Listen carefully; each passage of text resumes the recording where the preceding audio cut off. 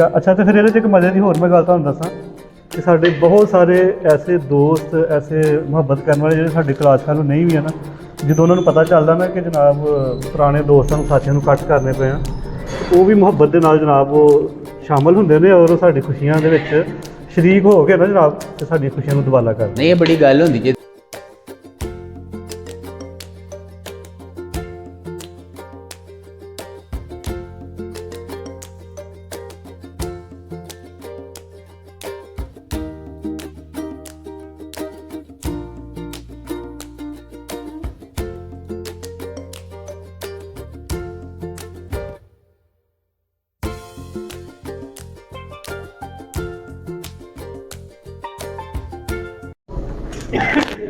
अस्सलाम वालेकुम।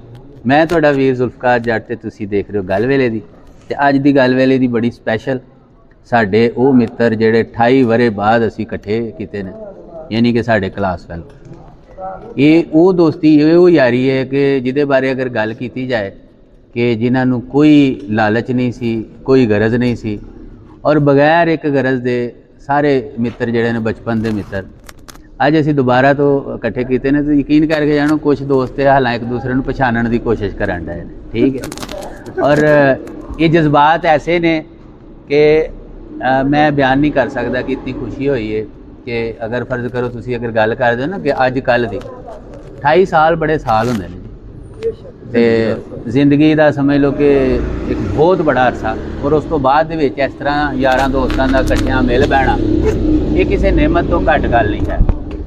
ਤੇ ਮੈਂ ਇਸ ਟਾਈਮ ਭੱਟੀ ਸਾਹਿਬ ਖੁਸ਼ੀ ਮਹਿਸੂਸ ਕਰ ਰਿਹਾ ਤੁਹਾਡੇ ਸਾਰੇ ਦੋਸਤਾਂ ਦੇ ਵਿੱਚ ਬਹਿ ਕੇ ਕਿ ਤੁਸੀਂ ਜਿਸ ਤਰੀਕੇ ਦੇ ਨਾਲ ਇੱਕ ਦੂਸਰੇ ਨੂੰ ਅੰਗੇਜ ਕੀਤਾ, ਇੱਕ ਦੂਸਰੇ ਨੂੰ ਆਪਣੇ ਨੇੜੇ ਕੀਤਾ, ਇਹ ਕੋਈ ਇਜਾਜ਼ ਤੋਂ ਘੱਟ ਗੱਲ ਨਹੀਂ।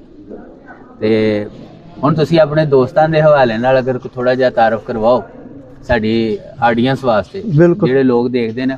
ਅੱਛਾ, ਇਹ ਤੁਹਾਡੇ ਵਾਸਤੇ ਵੀਡੀਓ ਇਸ ਵਾਸਤੇ ਵੀ ਅਸੀਂ ਰਿਕਾਰਡ ਕਰ ਰਹੇ ਹਾਂ ਕਿ ਚूंकि ਇਨਸਾਨ ਜਿਹੜਾ ਨਾ ਇਹ ਸੋਸ਼ਲ ਐਨੀਮਲ ਹੈ, समाजी जानवर इनू कहा गया कि समाज के बगैर रह नहीं सकता। यानी जब तक एक दूसरे के नाल बह ना लवे इनू चैन नहीं आता। लेकिन बदकिस्मती के नाल जिहड़ा अजला दौर चल रहा है, हर पासे मारा मारी है, दौड़ां लगियां ने, हर बंदा जिहड़ा कहंदा कि टाइम कोई नहीं, क्योंकि मशीन की तरह असीं जिंदगी गुजारन डे आ। लेकिन उसके बावजूद अगर इस तरह के मशीनी दौर के विच असीं एक दूसरे वास्ते टाइम कढ़दे आ तो ये बहुत वड्डी गल है। कि भट्टी साहब क्रेडिट गोज़ टू तुहानूं ते तुहाडे सारे यारां नूं जी। शुक्रिया।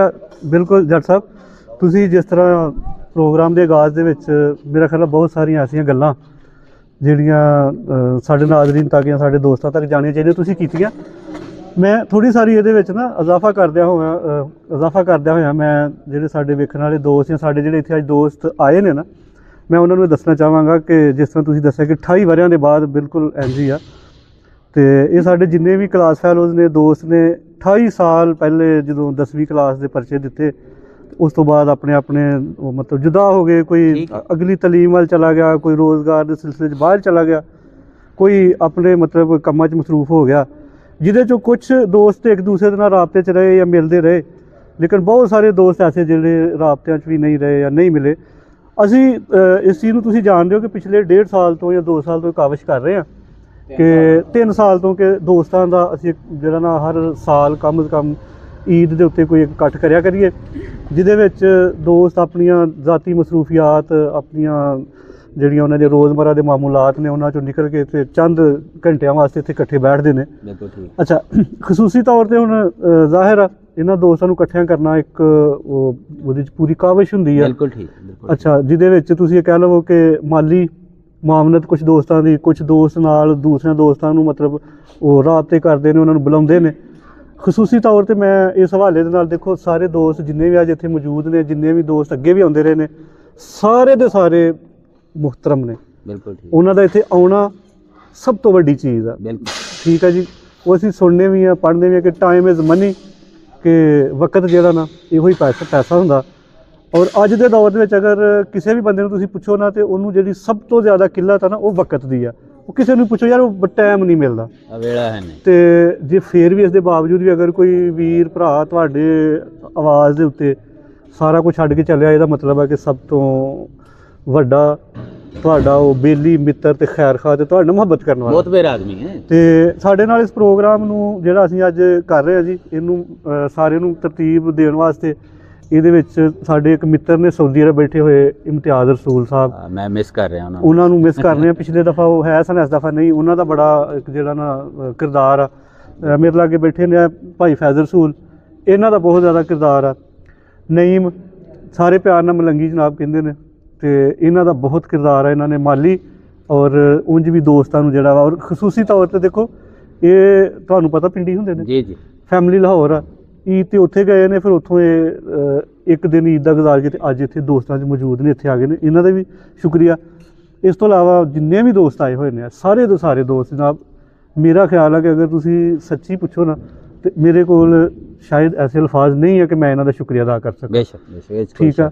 ਤੇ ਇਹ ਸਾਡਾ ਅੱਜ ਦਾ ਮਤਲਬ ਇੱਕ ਛੋਟਾ ਜਿਹਾ ਕਾਵਸ਼ ਪ੍ਰੋਗਰਾਮ, ਔਰ ਇਨਸ਼ਾਅੱਲਾ ਸਾਡੀ ਇਹ ਕੋਸ਼ਿਸ਼ ਆ ਕਿ ਅਸੀਂ ਇਹਨੂੰ ਵਧਾਈਏ ਤੇ ਕੈਮਰੇ ਦੀ ਅੱਖ ਦੇ ਨਾਲ ਲੋਕਾਂ ਤੱਕ ਪਹੁੰਚਾਉਣ ਦਾ ਮਕਸਦ ਪਤਾ ਕੀ ਆ? ਉਹ ਮਕਸਦ ਇਹ ਆ ਕਿ ਲੋਕਾਂ ਨੂੰ ਵੀ ਜਰਾ ਆਪਣਾ, ਇੱਕ ਤੇ ਉਹ ਪਿਛਲਾ ਜਿਹੜਾ ਵੇਲਾ ਵਾ, ਉਹ ਸਾਨੂੰ ਪਿਛਲੀ ਦਫਾ ਵੀ ਬੜੇ ਸਾਰੇ ਲੋਕਾਂ ਨੇ ਵੇਖ ਕੇ ਕਿਹਾ ਜੀ ਸਾਨੂੰ ਆਪਣਾ ਵੇਲਾ ਯਾਦ ਆ ਗਿਆ।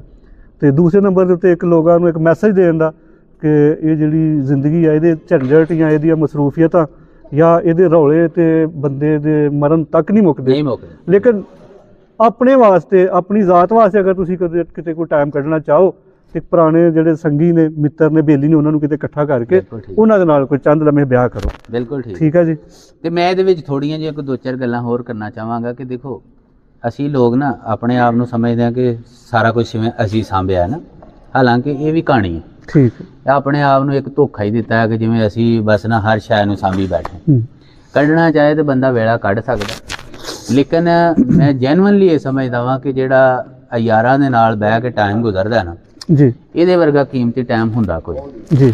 ਅੱਛਾ, ਫਿਰ ਇਹ ਇਸੇ ਵੇਲੇ ਨੂੰ ਤੁਸੀਂ ਚੈਨਲਾਈਜ਼ ਵੀ ਕਰ ਸਕਦੇ ਹੋ ਅਗਰ ਕਰਨਾ ਚਾਹੋ ਜੀ, ਯਾਨੀ ਇਹਦੇ ਵਿੱਚੋਂ ਵੀ ਖੈਰ ਦੇ ਪਹਿਲੂ ਬੜੇ ਨਿਕਲ ਸਕਦੇ ਜੀ। ਮਿਸਾਲ ਦੇ ਤੌਰ ਤੇ ਜੀ, ਮੈਂ ਅਗਰ ਗੱਲ ਕਰਾਂ ਕਿ ਇਹ ਸਾਡੇ ਬਹੁਤ ਸਾਰੇ ਐਸੇ ਕੰਮ ਨੇ ਜੀ, ਜਾਂ ਈਵਨ ਅਗਰ ਤੁਸੀਂ ਗੱਲ ਕਰੋ ਨਾ ਕਿ ਸਾਡੇ ਅਕੀਦੇ ਦੇ ਹਿਸਾਬ ਨਾਲ ਜਾਂ ਸਾਡੇ ਮਜ਼ਹਬ ਦੇ ਹਿਸਾਬ ਨਾਲ ਬਹੁਤ ਸਾਰੇ ਐਸੇ ਇਵੈਂਟ ਹੁੰਦੇ ਨੇ ਕਿ ਜਿਹਦੇ ਵਿੱਚ ਬਹੁਤ ਜ਼ਿਆਦਾ ਉਹਦੀ ਰਕਰੇਜ਼ੀ ਕਰੀਏ ਨਾ ਜੀ, ਤੇ ਵਿੱਚੋਂ ਮਤਲਬ ਇਹ ਨਿਕਲਦਾ ਕਿ ਸਾਰਿਆਂ ਨੂੰ ਇਕੱਠਾ ਹੀ ਕੀਤਾ ਜਾਏ। ਜੀ, ਜੀ। ਠੀਕ ਹੈ।